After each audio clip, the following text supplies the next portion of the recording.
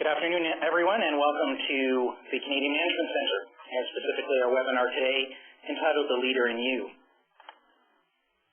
My name is John Wright, and I'm the President and Managing Director here at Canadian Management Centre, and it's my pleasure to welcome you to this webinar today.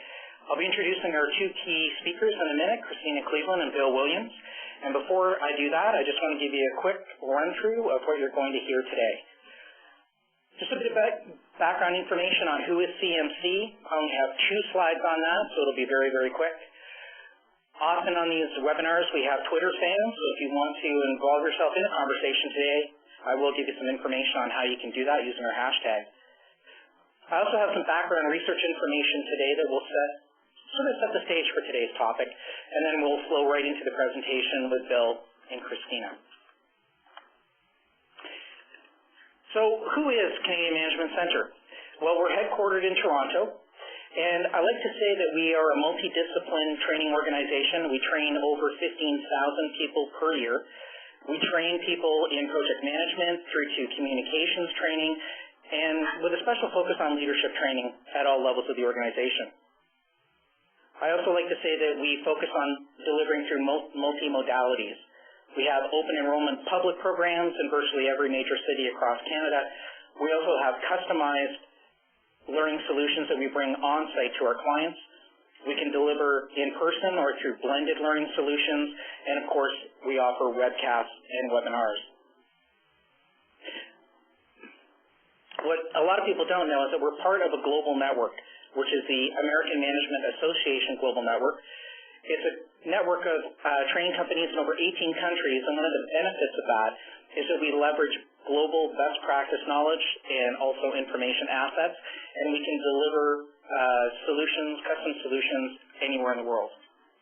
And the last thing is that the Canadian Management Centre is actually a not-for-profit organization.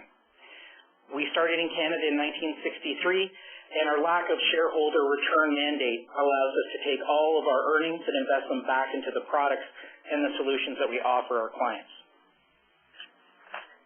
Just to give you a sense of the companies that we work with, on screen you'll see a number of different logos of leading companies across Canada, and we're thrilled to say that there's also a number of people from those organizations attending the webinar today, and a special welcome to those clients. I mentioned Twitter earlier. If you'd like to be involved in the discussion today, you can. You can tweet about today's session using our hashtag, which is #CMCEvents. And if you do that today before 2:30, you'll be entered to win a copy of a book, The 7 Hidden Reasons Employees Leave. It's a great book by Lee Branham, and it's actually going to be talked about a little bit later in the presentation. If you don't have a chance to participate with us today on Twitter, you can always follow us during your regular work week. You can follow us at Canadian Management. Obviously, you can take notes today of anything that we're doing, but I also want to let you know that you'll be receiving an email in the next 48 hours or so with a link to the recording of this webinar. So anything that you may miss, you can follow up on at your own pace, at your own time. So with that as all intro, let's get to the topic. And leadership is a very, very important topic, and why did we pick this topic today? Well, I think it's pretty fair to say that it's well understood that leadership effectiveness drives organizational performance. Not too many arguments on that front. What I find really interesting, though, is that not many organizations are doing it very well. In fact, some of the latest research that I looked at showed that only 26% of organizations in North America say they are effective at leadership development within their own organization. So where did that come from? Where is that research? Well, it comes from an organization that we work with called the Institute for Corporate Productivity. They are the largest corporate network focusing on the practices of high-performance organizations and providing research and insights on how to improve and sustain those high-performing organizations. If you went on their website, you'd see quite a wide range of research, but for me, what I love about the research that they do is they always focus on tying back workforce improvements and tying it back to bottom-line impacts.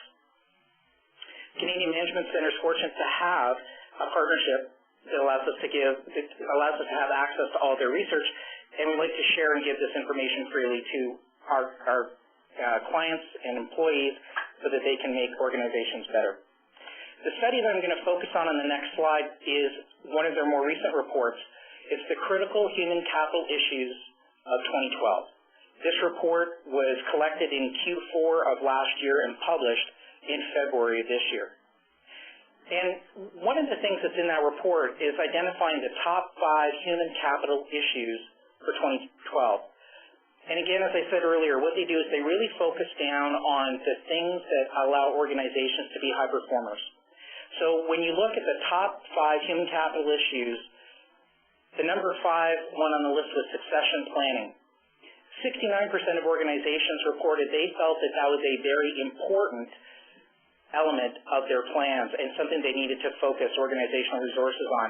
However, only 24% said that they were effective at doing it today.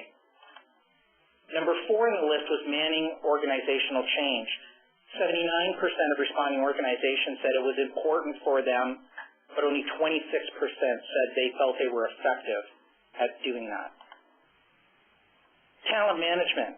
79% of organizations in North America who responded said they felt that this was a critical issue for them, but only 26% felt they were effective at dealing with it. Coping with change, just change overall, the pace of change today. 73% reported it was important for them in their organizations, yet only 23% felt that they were effective. And last but not least, and not a surprise, leadership development. 81% of organizations in North America said that they felt it was important for them as a critical human capital issue, but yet only 26% said they were effective in dealing with it. You may ask, well, that's 2012. What's happened most recently? Well, leadership development was actually the number 1 issue in the 2010 and the 2012 critical issue reports as well. And you can find details on those at the I4CP website. The other thing that they did at I4CP was they tied back how effective organizations are and contrasted high-performing organizations versus lower-performing organizations. And what they learned is when they correlated certain practices at companies with their marketplace performance, they found 2 really, really interesting things. The first one was that high-performing organizations are 7 times as effective at managing learning and development. And high-performing organizations are 5 times as effective at leadership development, coaching, and recognition than are low-performing organizations. So with that as a background to the topic today, it's my pleasure to introduce our 2 speakers. First, Christina Cleveland. Christina is the Senior Director of Talent Development Solutions here at Canadian Management Center. She's been with us for over 7 years and works closely with our clients to analyze their workforce development needs and to provide solutions that develop talent and foster cultures of engagement and performance. Christina has both a BA and a Bachelor of Adult Education, and she has her Certified Training and Development Professional designation. She's won 2 CFTD awards for program design excellence, and she's too humble to talk about this, but last year she was recognized in Training magazine as one of the top 50 young trainers in North America. Yay, Christina. Also, very, very thrilled to bring Bill Williams to our webinar today. Bill is one of our best facilitators and has been facilitating with us since 2006. He brings to the table over 20 years of business leadership, team leadership, and training excellence. He focuses on organizational development and specializes in leadership development, change management, coaching, and performance management.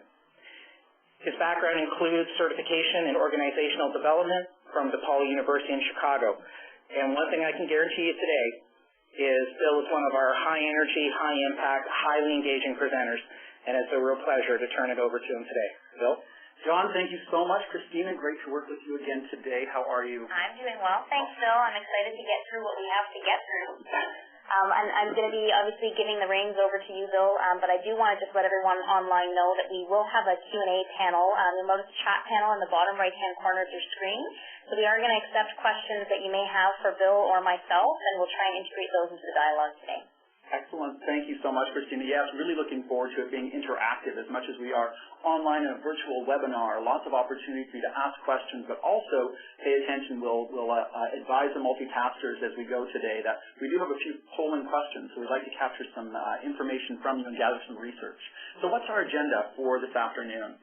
First of all, let's talk about what is the role of a leader. How would we actually define leadership? Number two, we hear so much about employee engagement, but what does it actually look like? And then as a leader, how do we develop the competencies that impact employee engagement? What can we do to make people show up? So, question, Christina, after Labor Day, do you think people are more engaged today, or were they more engaged before the holidays? Well, I think the kids are back to school, so they're engaged. We're hoping, right? Back in, yeah. Excellent. So we'll talk about now then, what are the opportunities for you as a leader to absolutely develop and increase the employee engagement that your people have in the workplace. So first of all, let's talk about what's the difference then between a manager and a leader. Without question, both of them are critical skills to have, but managers are focusing much more on the work, whereas leaders are focusing on leading people. I mean, quite frankly, how would you define leadership? What's the one critical thing that you have to have if you're going to be a leader? And that, without question, for me is followers. Up, down, or sideways. Leadership is not a title for me. It's not a position. Leadership is absolutely a choice. So managers are dealing with present issues, just currently what is actually happening, whereas leaders have a higher purpose, the vision of the organization, the purpose of the organization. Why are we here? Managers very task-focused, but leaders are really taking a look at the intrinsic needs of their people. We're going to talk about intrinsic needs and motivation a little bit later on this afternoon. Managers, planning, coordinating, monitoring, and controlling things, if you will, whereas the leaders are really looking at how do we motivate, engage, and inspire our people to do what we really need to do. Finally, managers are more motivating through the exchange of rewards, the extrinsic things, always looking for a new campaign for some senior HR team to come up with to motivate our people, but actually leaders are more aligned with the individual and the organization's needs. So managers might just accept the status quo, but leaders really make things better. They deal with a lot of trust and integrity, and for me, integrity is simply doing what you said you were going to do. And so let's take a look, and as we go through the next list of leadership challenges and change, I invite you as a participant to think about which of these are most impactful to your business right now. So, as I said, management and leadership skills are absolutely required. Both are critical. The thing that's interesting is I've worked with a number of managers that really did not have very refined leadership skills. And I've certainly worked with some great leaders, but they couldn't manage their way out of a paper bag. So how do we balance both sides of management and leadership? Soft skills are equally as important as industry knowledge. And actually in the Leadership Challenge, Causes and Puzner share with us that 70% of people are promoted because of their technical abilities. However, sadly, 80% either leave or are asked to leave because of a lack of people skills. So, which is the greatest challenge for you so far? Number 3, many of us have not had good role models. Myself, personally, I've had what would I call it, the pleasure to learn from the Dragon Lady. I've also worked with Teflon Suit Guy. And I won't get into stories about either of those two individuals, but what I really learned from both of them was how I didn't want to make my people feel, how I didn't want to treat my people. And so as I take a look at those lessons learned, we always have a choice. Does gravity prevail, or do we have the opportunity to really learn from the leaders above us and make the difference and not impact the people that we're leading?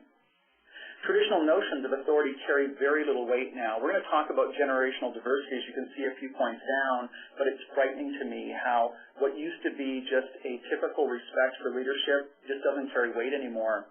And we may regularly talk with people around what their roles and responsibilities were, and we'll get answers back like, yeah, I don't feel like doing that anymore, or I don't want to do that. And we'll ask them, do you remember when we hired you that it was a part of the job description? They go, oh yeah, I remember that.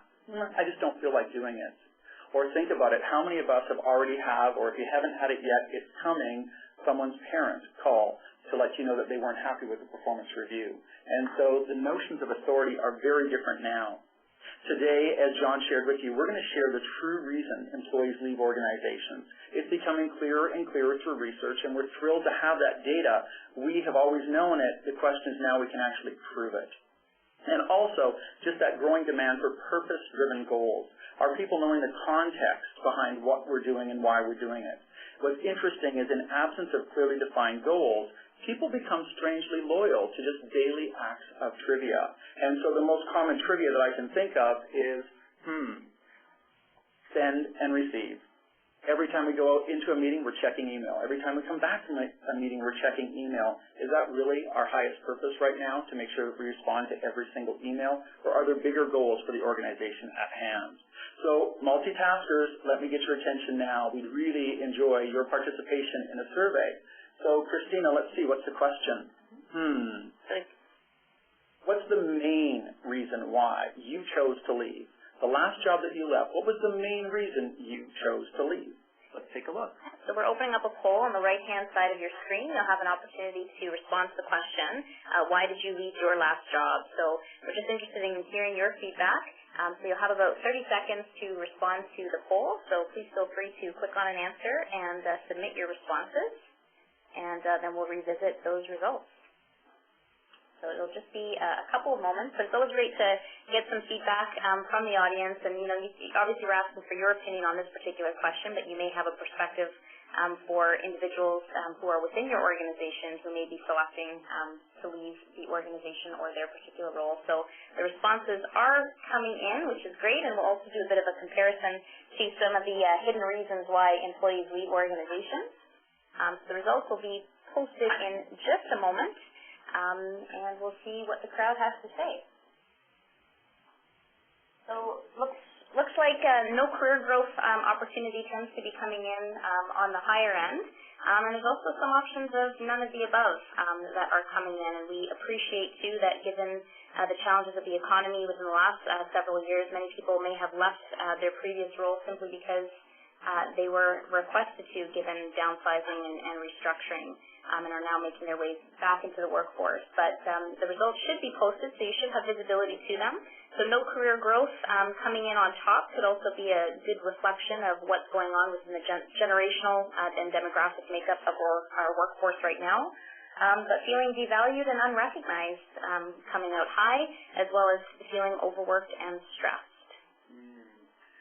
Intriguing. So the career growth without question, that's what we're here to talk about today. So as leaders, how do we develop ourselves? How do we develop our people? And it's interesting feeling devalued or unrecognized. And some of the work that I'm seeing right now is that oftentimes people would rather be recognized than even receive the thank you. So Christina, one of the things I'm doing right now is eliminating the word thank you from my vocabulary. It's so easy to thank your people for all the good work and all the hard stuff that they've done in the last little while. And what I'm doing is replacing thank you with I appreciate. And whenever I say I appreciate, it almost naturally requires some kind of a response. I appreciate your attention to detail. I appreciate your timeliness. I appreciate what specifically. And those are the behaviors you'll see repeated. So interesting that came in fairly high in our survey as well. Now, we're doing this real time right now, but and many corporations are doing exit interviews, and they're great. There's no question about exit interviews being really valuable information for you to know why people are leaving your organization. But are they really going to be honest? I mean, really? So often we know we need a reference from that boss. We need some kind of a referral from them. And so, the easiest answer to give is more money. I'm leaving for more money. And what surprises me is that when we asked, and Lee Brennan asked managers why they felt their people were leaving, 89% believed it was for more money.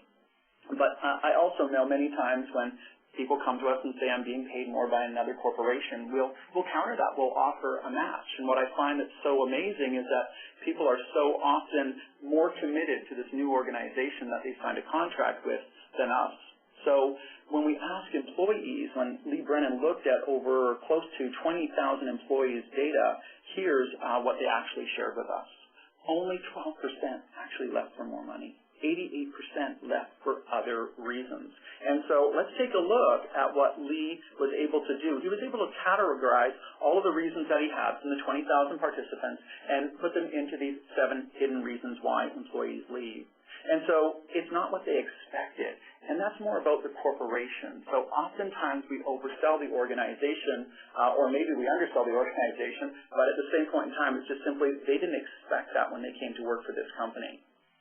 Another connection that he found was bad person to job fit. So really, based on what their skills and talents and abilities were, it wasn't a good fit. And given the economy right now, something critical we're going to have to take a look at. Now, Canada's doing a little bit better than other places, but how do we make sure that the person is a great fit for that job? We often hire for the technical skills, but then we need softer skills like customer service and customer focus, and people simply aren't able to adapt to that. Not getting the feedback and the coaching that they need to improve, and we'll focus on that this afternoon a bit as well. The career growth you've talked about, feeling devalued and unrecognized, the overworked and stressed out, or seriously, people, we need to take a look at number 7. They don't trust the senior leaders within the organization. And how often are we representative of that? So what are we doing to protect the reputation and build trust of our senior leaders, the decisions they're making, and helping our individual contributors to connect to that? Before we move into other deeper content, though, I just want to share with you that Lee also found that there was a process to disengagement. And sometimes it was just simply one event. Something happened and they completely disengaged. But in other cases, it's sort of a number of events and or situations that almost is the proverbial straw that broke the camel's back. So you might want to grab a pen and a piece of paper right now, because what's not on the slides and what I do want to share with you are what are some of the reasons, some of the signs that you can see of people actually disengaging. And so make a note for yourself. The key here is you really need to know your people. But if all of a sudden you're seeing less eye contact, they may be going through that disengagement process. Number 2, less participation. They used to be thoroughly engaged in meetings and projects, and all of a sudden there's less. Less energy. Arriving late or leaving early. Absent more often. Less willingness. And more attitude. So how are you demonstrating that attitude? So now that we've talked about these 7 hidden reasons that employees leave, let's take a look at what employee engagement actually looks like. And we'll take a look at the Hewitt organization's, the host of the 2010 Best Employers in Canada. How do they define engagement? And so when we take a look at this definition, the brilliance for me is that you can actually see what engagement looks like. So the first thing that we know is that they say. So they actually speak positively about the organization. They're out there telling their friends and their family what a great place this is to work. Number 2, they stay with the organization, and even more than just staying, they actually intend to stay. They actually intend to grow some roots there and work within the organization. And finally, they strive. They actually use their discretionary efforts and really come above and beyond. The interesting thing is that as a corporation, you pay for the body to show up. But your people need to volunteer their head and their hearts, their intelligence and their passion. And so, Christina, we're talking here about some of the 50 best companies to work for, employers in Canada. Thoughts about that today in the panel that we have participating? Yeah, absolutely. Well, I mean, we had the opportunity to speak with a number of the best employers in our last edition of our catalog to get a sense of what they're doing within their organizations to inspire a culture where employees speak positively about the organization, are committed to stay, and are going to strive to give of their hearts and minds, just as you mentioned, Bill. But what I find interesting is that, in some of the chat that's happening right now and the questions and comments that are coming in, one individual said, I would leave for more money, but I'm attached too closely to the company's purpose. So, there is a pull that's connecting these individuals. So even though there is this lure of more money, it's not, the main motivator or driver to pull people away. If you feel connected to the purpose of the organization, you understand what your contributions are meaning to the organization, you're committed to staying. So I think that that's just an interesting comment. So thanks to those of you who are participating right now. So let me ask this then. Do you believe that engagement stays the same? Does it change? Well, I think it absolutely changes depending on what may be going on for that particular individual. And some of the signs that you mentioned about disengagement could also be indications of things going on in people's personal lives. And if we look at what's happening within the generations and the demographics in our organization, if you've got people who have challenges at home, aging parents, young children, personal issues that they may be going through themselves, there may be situations that are causing them to be distracted. You can't be one person at work and one person at home. So, we bring our personal lives into the work environment and we take our work lives home with us sometimes. So those factors of stress and feeling devalued also link into us as humans and just as people. So I think that that's really important for leaders to be connected into. And I think that those personal issues can affect engagement for sure. So I think it'll change. So then higher engagement, what will that actually lead to in an organization? Can we connect and take a look at what some of the benefits and outcomes of higher engagement are? So, clearly connecting it right back again to the say, stay, and strive. Improved financial success, absolutely a demonstration of the strive component. Higher morale, well, guess what? People are going to want to stay working within that company. Better attraction and retention, that's what people are talking about. So that's that stay concept again. And then increased productivity, phenomenal. We're back to strive again. So as leaders, what can we do about it? As a leader, you need to know what your role is in order to help those that you lead to do their jobs to the very best of their abilities. So again, you may want to jot down a note here because I'm going to share with you our definition of leadership, and then we'll take a look at these key leadership competencies, skills, knowledge, abilities, and what we need to do about them. So here's the definition. Leadership is the ability to influence or inspire others to achieve the results envisioned. Let me show that again. Leadership is the ability to influence or inspire others to achieve the results envisioned. And so if we spend too much time on the managing side, we might be seen as a micromanager. Too much side on the leadership side, we may be seen as our heads are in the clouds or we're in the mahogany hallways, and so we don't really know what's going on in the streets with our people. So let's take a look one last time. Leadership, the ability to influence or inspire others to achieve the results envisioned. And let's talk about each of these 7 competencies that we need to develop in order to be the best leader that we can possibly be. So number 1, let's start with set the direction. So here as a leader, we need to determine the vision. Where is it we're taking these people to? You see, your people think you've already been there, and you know what it looks like when we get there. You haven't. You just have a vision of where you want to go. Communicating expectations. And what I'm finding right now is too many managers, and I use that word intentionally, managers don't know what they want until they get what they don't want. But leaders know what they're looking for, and they can create such a passionate vision that their people actually strive to go there. We provide guidance as a leader as well, helping people figure out how to get there and navigate. We equip the staff to achieve the goals that we have in place. And my highest recommendation would go along with those of Jim Collins, of course, where we really keep people focused on our top 3 goals. And Jim, as you know, Christine talks about BHAGs. Can we define BHAGs? They carry audacious goals. There we go. I love that term, BHAGs. They carry audacious goals. And so do we really understand the unique needs to inspire the individuals, these human beings that you talked earlier about that we're actually leading? So step number 1, set the direction. Now what's interesting is as you look at the entire map, and we'll come back to it again later, what's critical for you as a leader is to know where are you now and what's the next thing that you need to do. So how would you prioritize these 7 competencies? So as we talk about them this afternoon, think about, which one is most important for me to get right next? And which one would be the next and the next until you've covered all 7? Motivate the efforts. Wow. Well, here as leaders, we need to represent the actual organization to our people. And again, this is where oftentimes we need to have leadership courage and do the right thing for the organization. How do we represent and build trust in the senior leaders? Create that environment to actually thrive for people. And really, how do we retain our top talent? Do you know what motivates your people? Have you asked them what motivates them? And all too often we look for the campaigns, those extrinsic motivators, those rewards and recognition that's needed. But I find what's even better is to find out intrinsically what is it that absolutely motivates your people.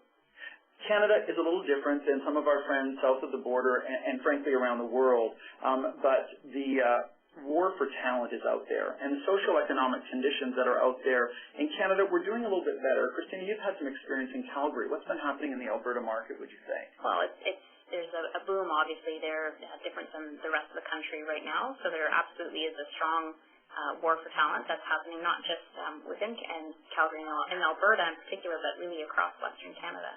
And so we need to be prepared to win the war and really retain our top talent. So let's take a look at the next one. Understanding people. And so often I find leaders are asking me these questions, why are people more like me? Why are they so extroverted? Or why aren't they more introverted? Or why are some people so negative versus other people are so Pollyanna, always looking at the positive side? So do we really understand others? And here, do you know what your own personal style is? How do you adapt your leadership approach to the style of others along the lines of a situational leadership? And what about learning when to manage and when to lead? So do you really understand those people that you're trying to lead? And again, for me, leadership is a choice. It's not a position. So I'm looking at how do you lead up and how do you lead sideways. So multitaskers, come back to the keyboard with us again if you would. It's time for another survey poll. So Christina, what have we got now? So poll number 2 is going to be opening up on the right-hand side of your screen. So again, we invite your participation. The question is about whether or not you've ever completed a self-assessment. And I think anybody who has knows there's a lot of different tools that are out there. Generally all are based on some form of Carl Jung and his theories. But we want to get a sense of which assessments you may have participated in before out of the list that we have indicated in there for you. But to Bill's point, I think even just the idea of, as a leader, needing to understand your people connects back to how you're going to motivate the effort for those particular individuals, and also comes back to how you're going to set the direction for them, because the way you communicate to some people may not be effective for others, right? Whether that's the mode that you choose, the language that you're using, the words that you select, and really what you're appealing to in order to help them understand what should be critically important to them in order to contribute to the organization. So we've got the results coming in, and it looks like a lot of individuals have had the opportunity to participate in a self-assessment before. And we've noted on here, which seems to be the top result, which is DISC. So 38% of individuals have participated in a DISC personal profile assessment, which is a behavioral assessment tool. Over Myers-Briggs, which came in at 35%, which is more of a personality assessment. And then we've got 15% who have participated with insights and 16% who have not yet had the opportunity. And then many others who have participated but may not remember. And I think that, they start to blend together if you've had the opportunity to go through a number of them. But yet when you approach them again at different points in your career, you take on a new perspective based on what you may be experiencing as a leader. Well, according to the theories, the Myers-Briggs type indicator, once we've established our personality, it's not likely to change. As we mature in life, we may explore the other sides of our personality, but it's pretty much committed from the time we're a young teen.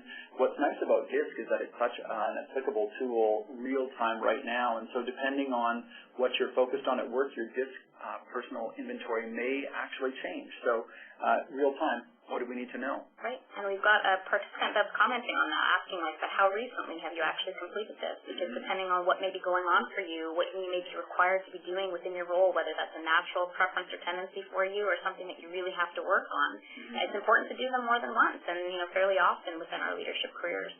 I know when it's budget time, I'm definitely different than when it's performance review time, so absolutely without question. So thank you for participating in that and sharing your insights and experience with us. So what's the point of doing those? I mean, for me, it really brings it back to improving performance. And so that's exactly where we're at in regards to this map of the role of a leader. So let's continue along. Christine, I'm going to ask you a question here. If you keep doing what you've always done, you'll get what you've always got. What would that look like if you plotted that on a graph? Well, I think it would be a flat line. Flat, thank you. Awesome. That was right. We didn't rehearse that. Because, without question, it's a flat line, and I'm not sure if we have anybody that's in the medical field with us here, but I know that if you check into any hospital with a flat line, you're dead. And so how do we go about improving performance and constantly getting better? So do you connect and revisit performance expectations with your people? And so, are we clear? I shared earlier that I'm finding more and more leaders don't know what they want until they get what they don't want. So how clearly do you communicate your expectations? I've always felt that if people didn't do what I needed them or wanted them to do, there was always the one very first place to look, and that was absolutely in the mirror. What did I do? What did I say that had them behave and perform the way that they did versus what I was really, truly looking for? You need to promote ownership for performance as well. Really have them own their performance, own their job, and own their career. And then oftentimes as a leader, there are so many barriers to our people's success. And I often saw my job as just simply to remove those barriers. It amazed me how often I could make one phone call and it would automatically open doors and get projects moving quickly for our people, but they had been phoning and emailing and knocking on office doors and were getting no reply. So I challenge you to really think about what are the 20% of your 20% of the activities that your people do 80% of the time, and really make sure that those are refined and that we've got the best processes in place. And then how do we get people to improve those processes? Because without question, our people are closer to and know the best answers. They probably know a better way of doing what it is they do day in and day out. And so without question, for me to improve performance, coach your people. So for me, coaching is simply helping your people reach their full potential, building their confidence, and simply letting them know that what they do really matters to you as the leader. And so let me share with you a very quick 3-step process in regards to coaching. At the very top of the charts, number 1, set those clear expectations. What does ideal performance look like? Your people may be performing at an acceptable level, but what would ideal performance look like? Can you challenge them to do even better, even faster, even cheaper? Number 2, hold up a mirror for them. Give them some feedback. Or quite frankly, from my perspective, I would rather you give them feed forward. And let them know the next time we have that opportunity, what can we do next time? We can't change the past, but we absolutely can do something about the future. So how do we give them feed forward to move along? And then finally, develop them, challenge them. The intrinsic motivators, so many people are really cranked by having the opportunity to do something better, faster, or cheaper. So give them that opportunity to develop. And what we're finding as well is that more development is happening really on the job. So look for those opportunities. The next step in regards to our role of a leader is to really facilitate some of those team dynamics. And so here, having a common goal, for me that's what's critical. It defines the difference for me between a team and a group, is having that common goal. So do all of your people realize the direction they need to pull in order to get you there? Ownership for the job and the overall department. It's not just my little piece in isolation, but how does what I do impact you in another part of the same department or on the same team? Participate in decision-making and how that affects the entire team. So who knows best? One of my mantras is that involvement breeds commitment. And the more involved they are in the decision-making process, the more committed they'll be to making it work. Trust individuals on your team. I find one of the best ways to get trust and to be trusted is to trust other people. Give it to get it. So and the final step that I have for you here is recognize that conflict is normal. And quite frankly, one of my favorite quotes is that if you and I have the same thought, one of us isn't necessary. So as a leader, how do we encourage and expect diversity of thought and get people open to hearing ideas and suggestions of others on the team to make things better? All of this is leading to getting the desired results. So here we need to take a look, monitor performance to achieve those desired results. We need to provide that feed forward when results are achieved and even when they're not achieved, so how can we make things even better the next time round? And what's important for me as well is that we really reward the desired behaviors. All too often, people are demonstrating what we're looking for, and we don't let them know it matters. No news is not always good news. And the things that you recognize and reward are the behaviors that will be repeated time and time again. So constantly go around and, in the words of Ken Blanchard, catch people doing things right and celebrate, celebrate, celebrate. Because that is absolutely going to build and foster accountability. So as we take a look at this final step, fostering accountability, how do we increase individual responsibility so that they're even going above and beyond the call? Promoting ownership for their own performance, enabling others to solve their own problems. And often on my teams, people would come to me with a complaint. And I'm sorry, but I only have time to listen to a complaint once. But if they bring me a problem, Christina, I'll work with them over and over and over again. So what's the difference between a problem and a complaint? There's some element of solution in it, right? And there's also an opportunity to engage that brain power of those individuals, but also yourself. Yeah, fantastic. And so, we can work on problems time and time again and come up with really great, incredible solutions to those. Minimize the reliance, actually, on myself as a leader. And so in a lot of the executive coaching that I do, I find it's my ability to ask questions that really help people figure out what the best answer is for them. And regularly when I work with my clients, I'll ask them at the end, rather than a coaching call, what is it you do? And they'll regularly share with me, well, actually I just sit down, Bill, and I think, what's the next question you would ask me? What question you would ask me that would absolutely help me move forward? And so often as leaders, we create a dependency on ourselves by making decisions, but we're actually robbing people of self-confidence versus forcing them or encouraging them highly to make the decisions that are right for the organization. And so the last step I would have here under fostering accountability is to really encourage independence. So there you have it. You know, the role of a leader and the 7 key competencies that impact employee engagement. So as we take a look at all 7, let's recap them one last time. And so here we're talking about number 1, set the direction. And so what's your vision? Where do you want to go? And who would want to follow you? Number 2, motivate their efforts. And for me, most importantly, is the intrinsic motivators. It's not about giving them a reward, but check to find out intrinsically what is it that they really love about their job. That's where you're going to find the passion that they'll volunteer. Understanding others, all people are different. And here I invite you to think about the platinum rule. I was raised by the golden rule, and I know my mom did the best that she could, telling me that, you know, I should treat people the way I wanted to be treated. But with such diversity now, believe me, people don't want to be treated the way I want to be treated. But what they do want is to be treated the way they want to be treated. So the platinum rule is do unto others as they would have done to them. Number 4, improve performance. So for me, the biggest thing here is to really get your people focused. What are 20% of the activities that they do 80% of the time, and how do we get better at doing those through that coaching process? So really be clear about the expectations, give them the feedback, and then challenge them to develop.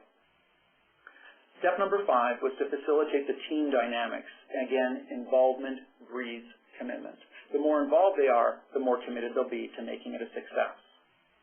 Get the desired results and make sure you reward and, again, for me, recognize what specifically is it that they did. I find that oftentimes they don't even need to thank you. It's just, wow, that was a really tough call. That was some really tough analysis that needed to be done. And when you recognize that, that's what they're looking for rather than the thank you, especially if it's an empty, unauthentic thank you. And finally, foster accountability. How do you get your people to own their performance, own their jobs, and own their careers? And so those are the 7 competencies that leaders need to develop in order to impact employee engagement.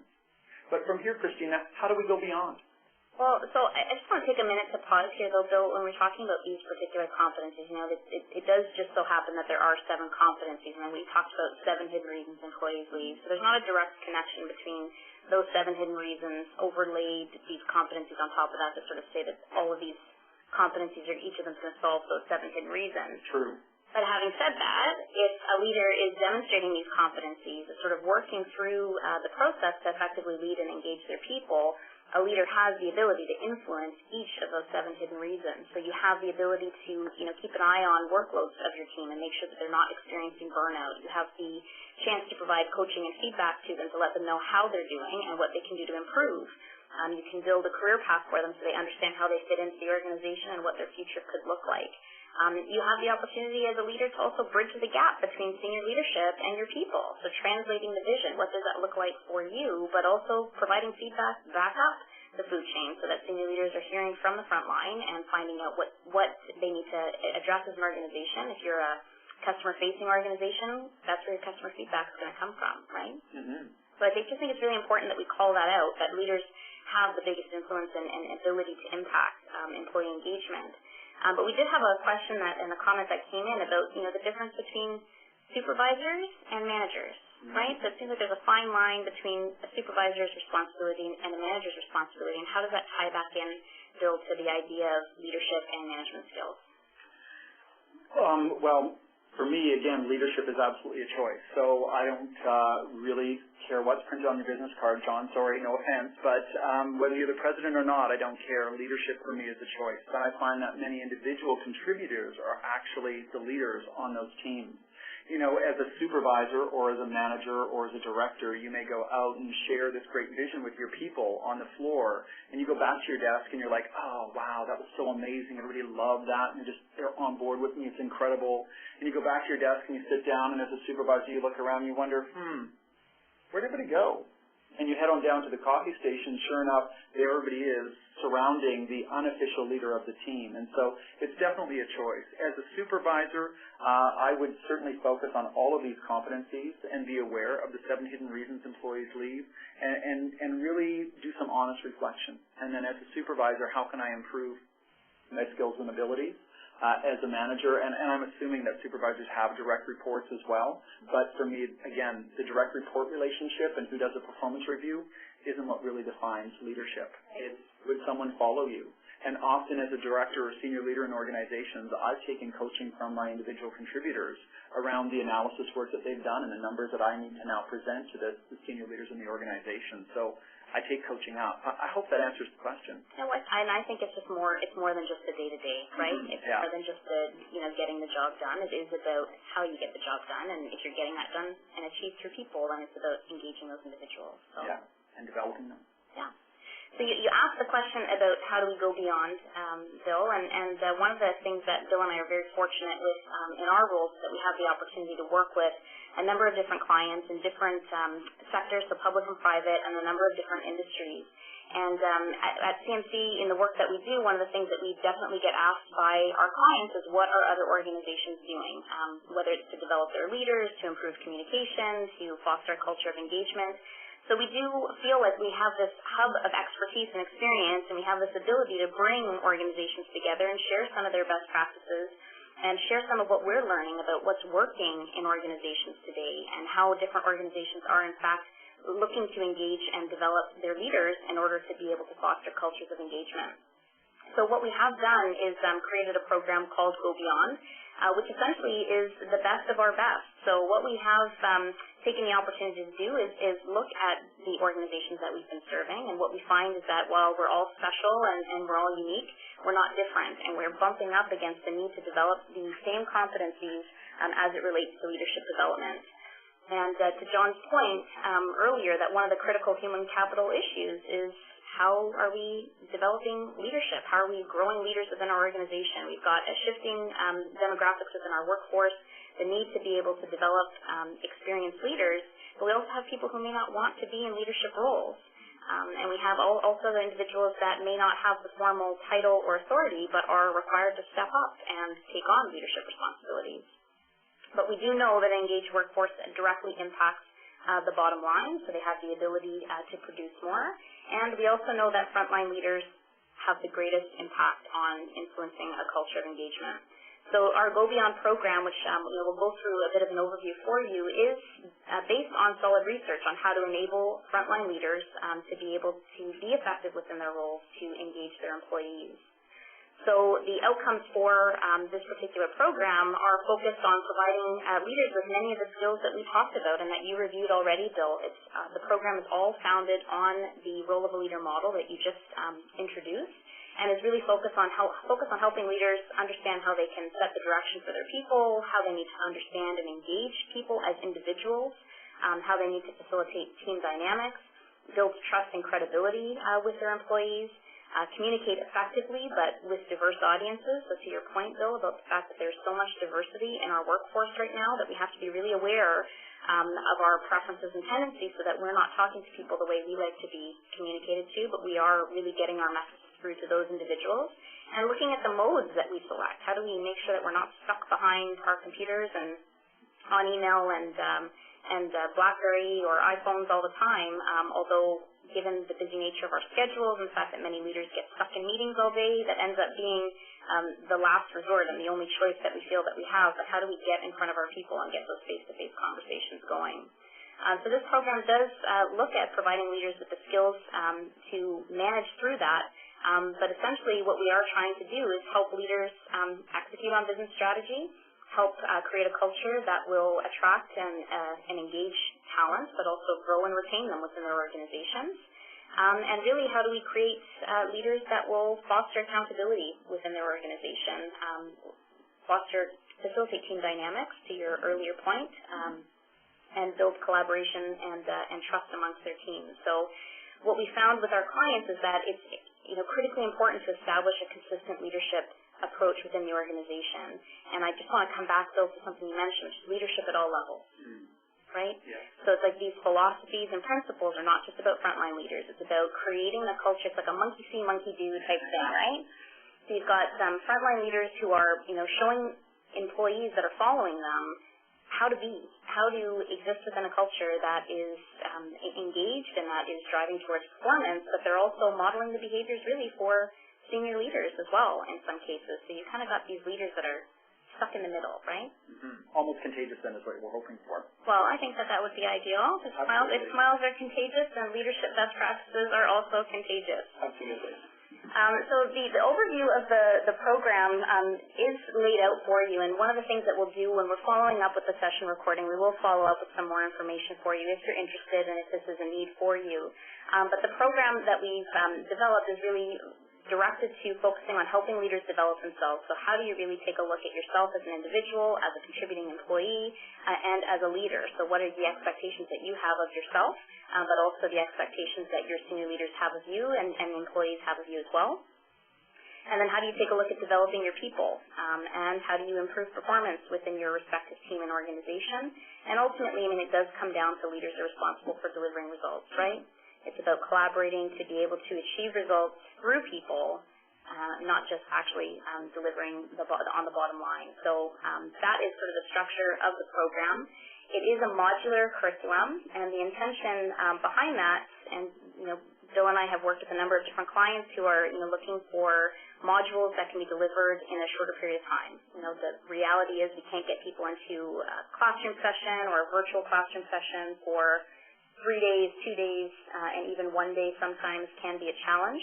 But we do have 6 modules that allow maximum flexibility. So our clients could deliver them in half-day segments or full-day segments or whatever may work for their respective organizations. But that modular piece is really important as well for learning transfer, right? So that you have the opportunity to come in, benefit from somebody like Bill sharing his experience, but also imparting new knowledge, but then you have a chance to go back on the job and actually apply the learning, right? So take it to work and then also come back to the next module with some questions, some successes, and maybe some challenges that you were faced with during the application. Yeah, absolutely. So that modular approach is something that we feel is critically important. It helps build a learning community as well. So you've got this group of leaders in your organization who are moving through this program, starting to create that consistent approach, starting to view leadership competencies as being critically important, and really can be vulnerable in sessions to talk about some of the challenges that they're facing, but also to celebrate those successes that they are having and learn from each other's experience, so that sharing best practices and being able to understand what is working in our organization today based on the challenges that we're currently faced with. So there are assessments built into this program. DISC is the assessment that we do use in this particular program, and the reason for that is simply the relevance and applicability and the ease of being able to take a look at something like the DISC model and transfer it onto understanding your team and your individual employees better. Yeah. Excellent. And so we did talk a little bit about the fact that you have the chance to apply your learning in between modules. So, we build this learning into action framework for participants to help them understand that when you come into a learning and development opportunity, you have a choice. So you've been saying leadership is a choice, and you have the opportunity to demonstrate leadership in this framework as well. So your choice is that you can come into the program and either go back to doing things the same way that you always did them, and you'll get that flat line, right, Bill? Yeah. Or you have the chance to do things differently. And that is something with the modular approach that can continue to get influenced for participants and individual leaders so that they get a sense of what it is that they can do within their respective roles to make a difference on their leadership behavior and personalize those leadership development plans. Excellent. And that challenge is also going to be that intrinsic motivator that's going to get them to go back and want to be successful. And then based on the success of so many programs where it is that accountability that makes such a difference. So when you've made that public disclosure of this is what I'm going to go back and do or what we've been tasked with, now we've also got that built-in reinforcement and connection with each other. Absolutely. And so we have a few questions that are coming in. One person just asked whether or not these are in-person sessions, and they are in-person sessions that can be facilitated. We are exploring virtual classroom modules as well, so that is definitely an option. And we did have somebody also ask about the 7 hidden reasons, just for a quick review of those. So again, the 7 hidden reasons are it's not what they expected, bad job person fit, no feedback in coaching, no opportunity for career growth, feeling devalued or unrecognized, feeling overworked or stressed out, and also not trusting senior leaders. So those were the 7 hidden reasons employees leave. So that book is an Amacom published book. It is available for sale. The 2012 updated version was just released, so it's available online through your local bookstores and so on. But you do have the option also of participating in that Twitter contest that we talked about. So I'll come back to revisiting that just for those of you online who are tweeting actively right now. So I got to get ahead to that. Tweet about today's session. So again, the contest is on the go. It will close at 2:30 p.m. Eastern Time. So if you have any comments, feedback for us about today's session as well, sound bites that you want to tweet, feel free to do so with the hashtag CMC event to be entered in for a chance to win a copy of that book. We do have another upcoming webinar in October on the topic of critical thinking, so building that in as an essential leadership skill. So that is scheduled for Wednesday, October 24th, so feel free to mark your calendars and also visit CMC's website for more information on that or to register. And we definitely want to hear from you, so we want to know any suggestions that you have, feedback about today's session, comments or questions. We welcome those. We take feedback in so that we can identify how we need to build future webinars for you. So you will get access to a survey when you close the window from the session, but don't close it yet because I haven't said my goodbyes, so that you have an opportunity to provide us with that feedback. So we'll look forward to hearing from you then. So Bill, I do want to thank you so much for your commentary and sharing your experience. For any of you who are on the line, who are clients of us and have had the good fortune of having Bill come into a session and influence your leaders, he is definitely inspiring as a facilitator, and we're very fortunate to have him as part of our team. So thank you so much for your time today. Thanks. It's a pleasure to be here. Great. So please do visit us at www.cmcoutperform.com. You will receive an email follow-up with a recording for the session and also more details on the Go Beyond program if you are interested. We are so glad that you joined us today, and we'll look forward to seeing you on a future webinar in the future, in the coming days. So October 24th is the next scheduled webinar. Thank you.